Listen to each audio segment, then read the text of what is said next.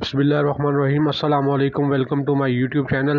تو آج ہم جس ٹاپک پہ بات کریں گے وہ ہے دوسری جنگ عظیم کے بعد عالمی سیاست کی گہری تاریخ۔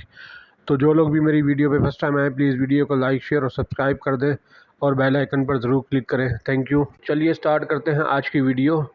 دوسری جنگ عظیم کے بعد عالمی سیاست کی جو تاریخ ہے اس کے اوپر ہم کچھ نظر ڈالیں گے۔ 1945 کے بعد کی دنیا میں بنیادی تبدیلیاں آئیں۔ جنگ نے معیشتوں کو تباہ کر دیا تھا، سرحدیں دوبارہ کھینچ دی گئی تھی اور دو سپر پاورز یعنی امریکہ اور سوویت یونین، جسے اب رشیا کہا جاتا ہے، کو اثر و رسوخ کی دوڑ میں چھوڑ دیا تھا۔ ڈی کولونائزیشن نے ایشیا، افریقہ اور مشرق وسطیٰ کو نئی شکل دی، جبکہ عالمگیریت اور تکنیکی انقلابات نے معیشتوں اور معاشروں کو بدل دیا۔ یہ گہرا 1945 سے لے کے آج تک اہم سیاسی واقعات، تنازعات اور تبدیلیوں کو تلاش کرتا ہے۔ دوسری جنگ عظیم کے بعد 1945 سے 1947 ایک نیا عالمی منظرنامہ اور نظام ابھرتا ہے۔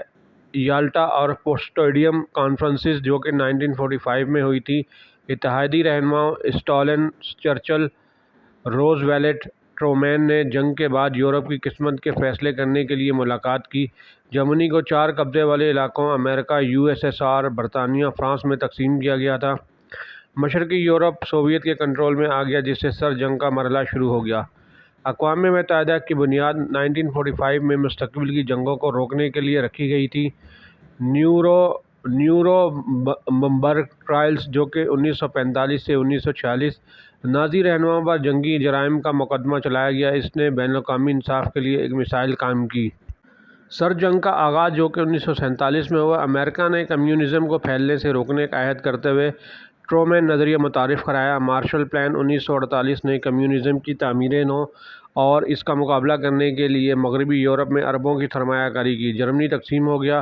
مغربی جرمنی امریکی اتحادیوں کی حمایت یافتہ بمقابلہ مشرقی جرمنی سوویت یونین کے زیر کنٹرول چلا گیا، جبکہ سر جنگ USA مقابلہ اور رشیا کے درمیان جو کہ 1947 سے 1991 تک جاری رہا۔ سر جنگ براہ راست فوجی تصادم نہیں تھی بلکہ ایک جغرافیائی سیاست اور جدوجہد جس میں شامل تھے۔ جوہری ہتھیاروں کی دوڑ دونوں سپر پاورز نے وسیع ہتھیار بنائے۔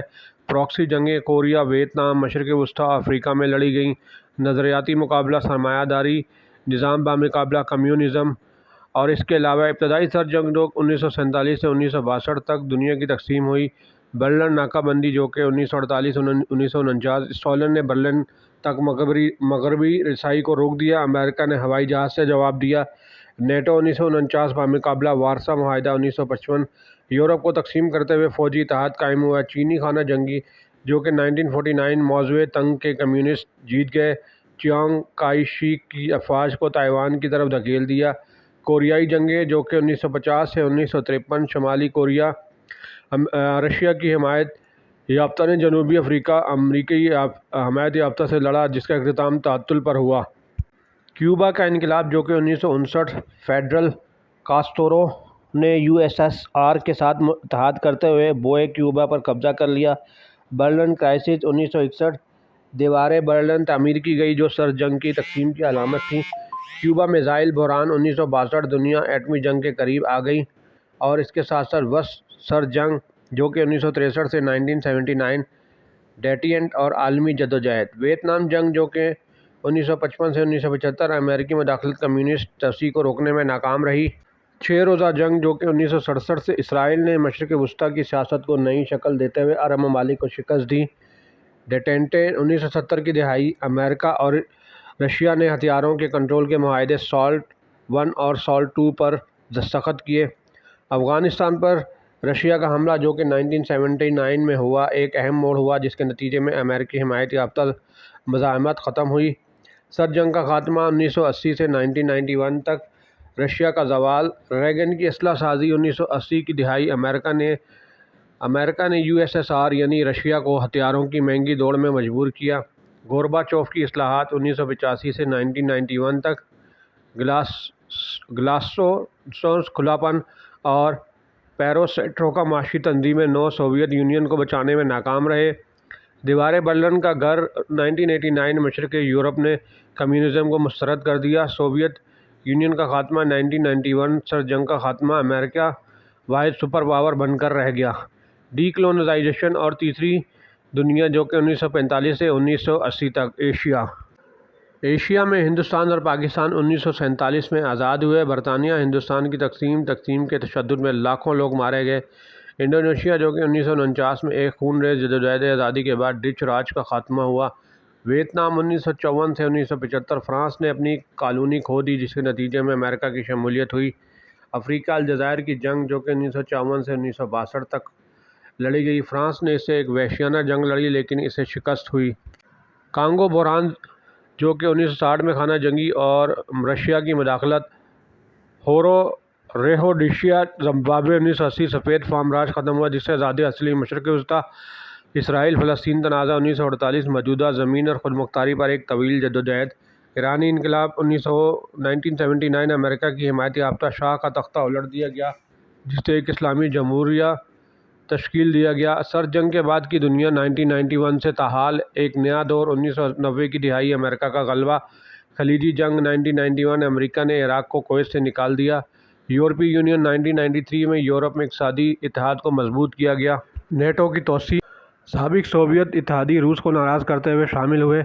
2000 کی دہائی دہشت گردی اور نئی جنگیں، 9/11 حملہ 2001 افغانستان اور عراق 2003 پر امریکی حملوں کی قیادت کی، چین کا عروج، اقتصادی طاقت میں اضافہ، امریکی غلبے کو چیلنج کرنا۔ 2010 حال ایک کثیر قطبی دنیا، عرب بہار 2011 بڑے پیمانے پر احتجاج نے مشرق وسطیٰ کو نئی شکل دی۔ روس کی بحالی، کرائمیا کا الحاق 2014، یوکرین کی جنگ 2022، موجودہ یو ایس چین دشمنی، تجارتی جنگیں، فوجی کشیدگی اور ٹیکنیکل مقابلہ، موسمیاتی سیاست اور عالمگیریت، پیرس معاہدہ 2015 اور اقتصادی مراکز کی تبدیلی۔ نتیجہ یہ ہے کہ عالمی سیاست کا مستقبل جو ہے سر جنگ سے لے کر دہشت گردی کے خلاف جنگ اور چین کے عروج تک دنیا دو حصوں میں ڈیوائیڈ ہوگی جس میں ایک حصہ امریکہ کے ساتھ اور دوسرا حصہ چائنا کے ساتھ شامل ہے، اور روس اور باقی کنٹریز جو ہیں وہ ابھرتی ہوئی طاقتوں کی طرف چلی گئی ہیں۔ کیا چین غالب طاقت کے طور پر امریکہ کو پیچھے چھوڑ دے گا؟ کیا موسمیاتی تبدیلی ایک نئے سیاسی نظام کو مجبور کرے گی؟ کیا نئی ٹیکنالوجیز طاقت کی جدوجہد کی نئی وضاحت کریں گی؟ 2020 ایک کثیر قطبی دنیا، چین بمقابلہ امریکہ، دشمنی، تجارتی جنگیں، ٹیکنالوجی کا مقابلہ اور فوجی تناؤ، پاپولزم اور قوم پرستی کا عروج، بریگزٹ 2016، ٹرمپ کی صدارت، یورپ میں انتہائی دائیں بازو کی تحریکیں، یوکرین جنگیں 2022، موجودہ روس کے حملے کے نتیجے میں بڑی مغربی پابندیاں لگیں، مشرق وسطیٰ کے تنازعات جاری، اسرائیلی فلسطین کشیدگی، اسرائیل ایران سعودی دشمنی، موسمیاتی تبدیلی کی سیاست، عالمی کوششیں جیسے پیرس معاہدہ 2015، اس کے بعد جو ہے اے آئی اینڈ ٹیکنیکل وار، ممالک مصنوعی ذہانت اور ڈیجیٹل جنگ میں غلبہ حاصل کرنے کی دوڑ میں ہیں۔ ہمیشہ بدلتا ہوا عالمی آرڈر، سر جنگ سے لے کر 9/11 کے بعد کے دور اور چین کے عروج تک عالمی سیاست اور سیاسی قومیں مسلسل ترقی کر رہی ہیں۔ آج ہم امریکہ کی زیر قیادت یک قطبی دنیا سے کثیر قطبی دنیا میں تبدیلی کا مشاہدہ کر رہے ہیں۔ چین، روس اور دیگر طاقتیں مغربی تسلط کو چیلنج کر رہی ہیں، اور اس کے ساتھ ساتھ انڈیا بھی شامل ہے۔ انڈیا بھی بہت تیزی سے اپنی اکانومی کو گرو کر رہا ہے اور اس کے ساتھ ساتھ وہ چائنا کے مقابلے کے قریب جا رہا ہے۔ تو ویڈیو آپ کو کیسی لگی؟ پلیز ویڈیو کو شیئر کریں، کامنٹ سیکشن میں اپنی رائے کا اظہار کریں۔ Thank you.